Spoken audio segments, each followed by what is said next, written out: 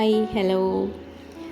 ഒരുപാട് നാളുകൾക്ക് ശേഷം KSRTC ബസ്സിലൊന്ന് യാത്ര ചെയ്തതിന് ഒരു കുഞ്ഞു വ്ളോഗാണ് കേട്ടോ. എനിക്ക് പൊതുവിൽ എല്ലാവരും ഞാൻ പറഞ്ഞു കേട്ടിട്ടുണ്ട് ഒരുപാട് KSRTC ബസ്സിലുള്ള യാത്ര ഭയങ്കര നൊസ്റ്റുമാണ്, അതാണ് ഇതാണെന്നൊക്കെ. പക്ഷേ എനിക്ക് തീരെ ഇഷ്ടമല്ലാത്തൊരു ഒരു വൈബാട്ടോ ഇത്. എനിക്ക് ഭയങ്കര വെറുപ്പാണ് KSRTC കയറുന്നത്. വേറെ ഒന്നും കൊണ്ടല്ല, അഹങ്കാരമൊന്നുമില്ല കേട്ടോ. എനിക്കെന്തോ അതിനകത്ത് കയറി കഴിയുമ്പോഴത്തേക്കും ഭയങ്കര ശ്വാസം മുട്ടലാണ്. എനിക്ക് ശ്വാസം കിട്ടാത്ത പോലെയൊക്കെ ഒന്ന് തോന്നും. ഒട്ടും ശ്വാസം കിട്ടാതെ ഇരുന്നിട്ട് എന്നെ ഒരു ഗുഹയ്ക്കകത്തൊക്കെ അടച്ചിട്ടേക്കുന്നത്, എനിക്ക് പുറത്തിറങ്ങാൻ പറ്റത്തില്ലയോ, അങ്ങനെയൊക്കെയുള്ള എനിക്കൊരു ഒരു മെൻ്റൽ ചിന്തകളൊക്കെയാണ് അന്നേരം വരുന്നത്. എന്തോ എൻ്റെ എന്തെങ്കിലും കുഴപ്പം കൊണ്ടായിരിക്കും കേട്ടോ. അങ്ങനെ ഞാൻ ബസ് കയറുന്നത് പന്തളത്തു നിന്നാണ് കേട്ടോ. ഞാൻ നേരെ കോട്ടയം മെഡിക്കൽ കോളേജിലോട്ട് പോവുകയാണ്. അവിടെ എൻ്റെ പ്രിയതമ്മൻ അവിടെ അഡ്മിറ്റായി കിടപ്പുണ്ട്. ഒരു കുഞ്ഞ് സർജറി വേണം. അപ്പോൾ അങ്ങോട്ട് പോയിക്കൊണ്ടിരിക്കണം. അപ്പം നമ്മൾ ഈ കൂടുതൽ വിഷമ അവസ്ഥയിലും കൂടി ആണെന്നുണ്ടെങ്കിൽ പിന്നെ പറയണ്ട. പക്ഷേ വേറെ ഓപ്ഷനൊന്നും ഇല്ലല്ലോ. വണ്ടിയിൽ 2 വീലറിൽ അവിടെ വരെ പോകാമെന്ന് വെച്ച് കഴിഞ്ഞാൽ റിസ്ക്കാണ്. എനിക്ക് കോട്ടയം എത്തി കഴിയുമ്പോൾ ഭയങ്കര ഒരിതാണ്. അങ്ങനെ ഞാൻ നേരെ ചെങ്ങന്നൂരെത്തി. ഇത് ചെങ്ങന്നൂർ ബസ് സ്റ്റാൻഡാണ്. ഒരുപാട് ഓർമ്മകൾ, ഒരുപാടെന്ന് പറഞ്ഞാൽ എൻ്റെ ജീവിതത്തിൻ്റെ ഒരു ഒട്ടുമിക്ക ഒരു 3/4 ഭാഗവും എനിക്ക് ഓർമ്മകൾ ഒരുപാടുള്ള സ്ഥലമാണ്. വാവയായിരിക്കുമ്പോൾ തൊട്ട് ഞാൻ എൻ്റെ ലൈഫ് സ്റ്റാർട്ട് ചെയ്യുന്നത് വരെ ഉള്ള ഓർമ്മകൾ ഒത്തിരിയുള്ള സ്ഥലമാണ് ഈ ചെങ്ങന്നൂർ. എനിക്ക് എൻ്റെ ജീവിതമായിട്ട് ഒരുപാട് ബന്ധപ്പെട്ടിരിക്കുന്ന സ്ഥലമാണ് Chengannur. Railway station, bus stand, അതിൻ്റെ പരിസരങ്ങൾ, സ്കൂളിൽ പോയ ഓർമ്മ, ബാഗും നോക്കി കൺസെഷനൊക്കെ എടുത്തുകൊണ്ട് ഇതിനകത്ത് പോയത് KSRTC കയറാൻ വയ്യാഞ്ഞിട്ട് ഞാൻ ഇവിടുന്ന് പ്രൈവറ്റ് ബസ്സിൽ പന്തളത്ത് പോയിട്ടുണ്ട്.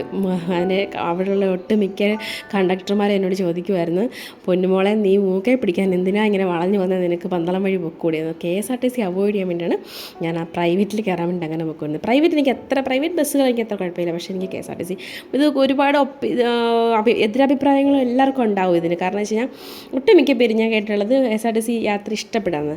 അങ്ങനെ എൻ്റെ നൊസ്റ്റ് ഓർമ്മകളെ ഒന്നുകൂടെ ബലപ്പെടുത്താനൊന്നും ഒരു മഴ പെയ്ത് കേട്ടോ. നല്ല രസമുണ്ടായിരുന്നു. മഴ പെയ്തപ്പോൾ എനിക്ക് നല്ലൊരു ആശ്വാസം വന്നു. ഇടയ്ക്ക് മഴ ഭയങ്കര ആശ്വാസമാണ്. അപ്പോൾ എനിക്ക് മഴയിൽ വണ്ടിയിലിരുന്നപ്പോൾ KSRTC ഇരുന്നിട്ട് ഈ മഴയോടെ പെയ്തപ്പോഴാണ് എനിക്കൊരു ഇത്തിരി ഒരു സമാധാനം കിട്ടിയത് കേട്ടോ. എനിക്കിഷ്ടമുള്ള ഒരു കാര്യം നടക്കുന്നുണ്ടല്ലോ പുറത്ത്, ഇഷ്ടമില്ലാത്തൊരു കാര്യം ചെയ്തുകൊണ്ടിരിക്കുമ്പോൾ നമുക്ക് ഇഷ്ടമുള്ള എന്തെങ്കിലും ഒരു കാര്യം കൂടെ എക്സ്ട്രാ വന്നു കഴിഞ്ഞാൽ നമുക്കുണ്ടാകുന്ന ഒരു സന്തോഷമില്ലേ, അതാണ് കേട്ടോ ഫീൽ ചെയ്ത്. അവിടുന്ന് തിരുവല്ലയ്ക്ക് പോകുന്ന വഴിയായി തോന്നിട്ട്. അപ്പോൾ ഇവിടുന്ന് നല്ല മഴയായിരുന്നു. പക്ഷേ ഞങ്ങൾ ചങ്ങനാശ്ശേരി കഴിഞ്ഞ് കോട്ടയം എത്താറായപ്പോഴത്തേക്കും ഈ മഴ പെയ്തതിൻ്റെ യാതൊരു അടയാളമില്ലായിരുന്നു. കറക്റ്റ് ചങ്ങനാശ്ശേരി എത്തുമ്പോഴത്തേക്കും. ഇവിടുന്ന് ഞാൻ പിന്നെ ചെങ്ങന്നൂർ കഴിഞ്ഞാൽ പിന്നെ എനിക്ക് ഏറ്റവും ഇഷ്ടമുള്ള സ്ഥലം എന്ന് പറഞ്ഞാൽ കല്ലിശ്ശേരിയാണ് കേട്ടോ. ഈ പറയുന്ന പോലെയാണ് കല്ലിശ്ശേരി. എനിക്ക് ഭയങ്കരമായിട്ടുള്ള ഓർമ്മകളാണ്, ഒരുപാട് ഓർമ്മകളുണ്ട് കേട്ടോ.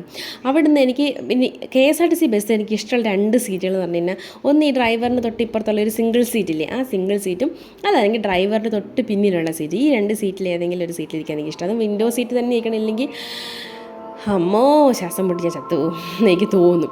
അപ്പം അത് ആ കോട്ടയത്തോട്ടുള്ള വഴി. ഇവിടെയൊക്കെ മഴ പെയ്തതിൻ്റേതായിട്ടുള്ള യാതൊരു ഇതുമില്ല, ഇവിടെയൊന്നും പെയ്തില്ല കേട്ടോ. ആ ഭാഗത്തോടെ പെയ്ത്. അങ്ങനെയാണ് ഹോസ്പിറ്റലിലെത്തി.